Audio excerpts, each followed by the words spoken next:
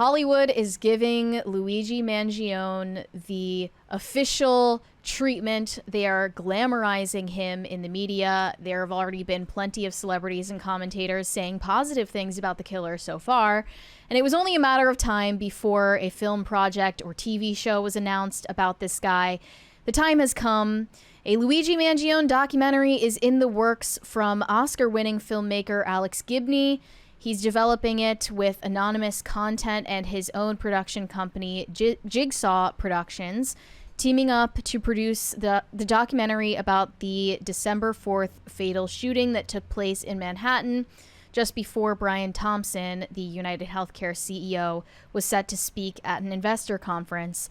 Variety reported that the new doc will explore how killers are created, what this killing says about our society, and the values we place on who lives and who dies. So that's remarkably nuanced, of course. Mm-hmm. And they also noted here that Luigi Mangione was carrying a manifesto when he was detained that referenced another documentarian, Michael Moore, whose 2000 film Sicko offered a searing indictment of the U.S. healthcare system. And not only that, they mention Alex Gibney's Taxi to the Dark Side won documentary Oscar in 2008, and he is currently also working in production on a documentary about Elon Musk and another documentary based on Salman Rushdie's memoir, Knife: Meditations After an Attempted Murder. So this is nothing new for him. I had not heard of him before, but this seems to be his corner. And if I remember correctly, creatively. Michael Moore responded to this whole thing. What did he say? Yeah, it says Moore has frequently tackled the for-profit healthcare industry, and he goes on, after the killings of the CEO of United Healthcare, wrote Moore, the largest of these billion-dollar industry insurance corporations was an immediate outpouring of anger towards the healthcare industry. Some people have stepped forward to condemn this anger. I am not one of them. Okay. So he condemns the killing, from what I understand, but not the anger towards the healthcare industry, which is about on par with what I imagined his response would be. He goes on, the anger is 100% justified. It is long overdue for the media to cover it. It is not new. It has been boiling. I am not going to tamp it down or ask people to shut up. I want to pour gasoline on that anger. You're a bad person for saying that, my friend. Well, now we have seen the consequence of that anger. He continued, because this anger is not about the killing of a CEO. If everyone who is angry was ready to kill the CEOs would already be dead. That is not what this reaction is about. It is about the mass death and misery, the physical pain, the mental abuse, and the medical debt, the bankruptcies in the face of the denied claims and denied care and bottomless deductibles on top of the ballooning premiums. Well, thanks, Obama. Sorry. They mention here... I added that last part. That wasn't him. There is a second documentary that's going to be produced for Netflix by Stephen Robert Morse. And he says he will direct a feature that will examine the murder of Brian Thompson and the aftermath through the perspectives of all those affected, including the involved families and Mangione himself. Morse called the case complex while saying it raises important questions about vigilantism.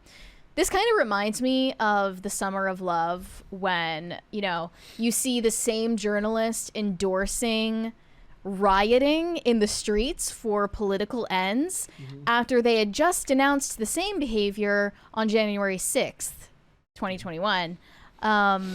It doesn't matter. Doublespeak. They love hypocrisy. Because they don't care. Because they don't believe that there's any truth but power. Right. They don't believe anything else matters. They have no problem with lying. I point out all the time, I said, I love the account Defiant L's because it very succinctly points out the hypocrisy of a lot of these people. But they relish the hypocrisy. They love it. Mm-hmm. Yeah, it's right in your face. I'm not surprised by it either. And then a third documentary has also been hinted at by none other than 50 Cent, who is also working simultaneously on exposing Diddy and Jay-Z, and possibly more. He's said on Instagram, become a documentary filmmaker. Eventually. Yeah, exactly. This is his new calling. 50 Cent posted in a now deleted post on Instagram, I don't know. I kind of like this killer. I'm sorry this is going this way, but I'm doing a documentary on him. He's special. I apologize in advance for anyone who doesn't understand. I'm actually Like, sorry if you felt that way. I'm actually surprised, if I'm being completely honest, that it's taken this long. If you guys remember when Astro World happened, all the mass hysteria and the death, was it at least one death at Astro World? There was a documentary on Hulu like 2 days later. Really? Yeah.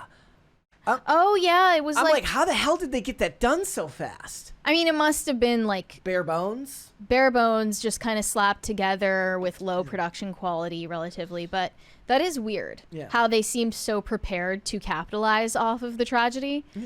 And it feels similar now. There's also been a recent school shooting. Just yesterday, news broke of this, and I already see people coming up with the actresses that could play this school shooter.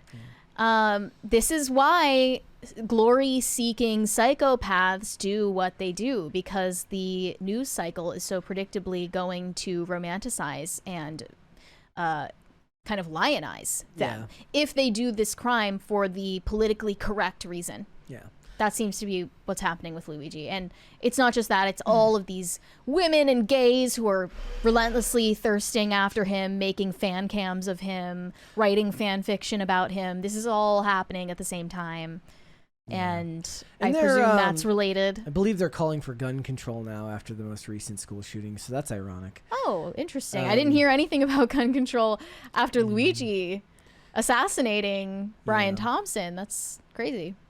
I just look, this isn't anything new. Certainly in the last 5 to 7 years, especially with the rise of true crime, things like Dahmer, the Menendez brothers, true crime series on things like OJ. This has been a matter of public fascination for a long time.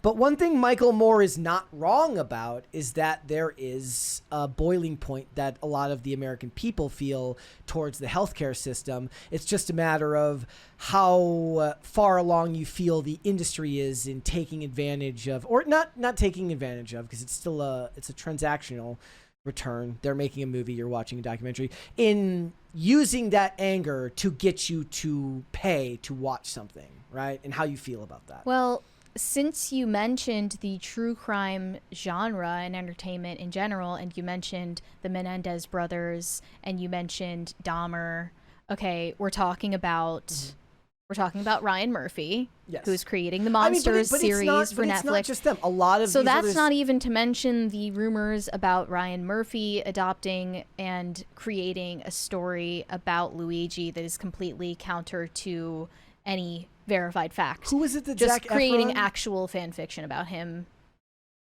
Who was it that Zac Efron played in that one Netflix movie? Ted What was Bundy. that? Ted Bundy. Okay, so it's like it's not just the Ryan Murphys. It's like all of these but it's places like, have been making these for a long time. If you're incentivized to do so, you can come up with any myriad of reasons to sympathize with a killer. If that's what you have ventured to do, you can find plenty of reasons you can list off and arguments why this person was justified or why you can sympathize with them or understand them. It doesn't really matter at the end of the day. In the case of Dahmer, when that season of Monsters came out, people were making all of these posts about how he was a victim of homophobia. Yeah. And then when the Menendez brothers season came out, they were not only lamenting the fact that Ryan Murphy misrepresented them, which he did, but they were also relishing the idea of rich people killing each other. Yeah. That's another sentiment we've seen repeated after the United Healthcare CEO dies. They're just happy to see a rich person die, which is insane. And ultimately, this doesn't humanize the killer, it dehumanizes the victim. Oh, yeah, that's absolutely the point here. It's not even to necessarily make him, because didn't he get the surgery? That's what I thought was crazy. Yes, he did. He got the surgery, and he wasn't a Bro client. had knee surgery tomorrow. And he wasn't a client of United Healthcare or whatever. Like, that's not the point. The point is to take the rich and turn them into a monolith of something that you can turn into a nameless, faceless other, so that you can justify horrible acts against them. I don't think of that in the, like, what they're saying is they're saying you're simping for a corporation. No, the point is they're not going to stop at the CEOs. These things never stop at one level. It gets worse and worse and worse. Once the dehumanization starts, it only trends downward from there, and then it's just the CEOs. Then it's the people who hire the CEOs, and it's the ones who work for the CEOs, and then all the way down.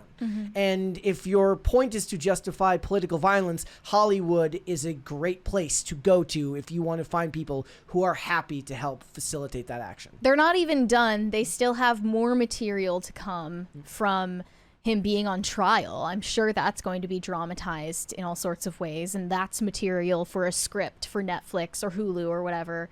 So this is not the end of it, not even close. I agree.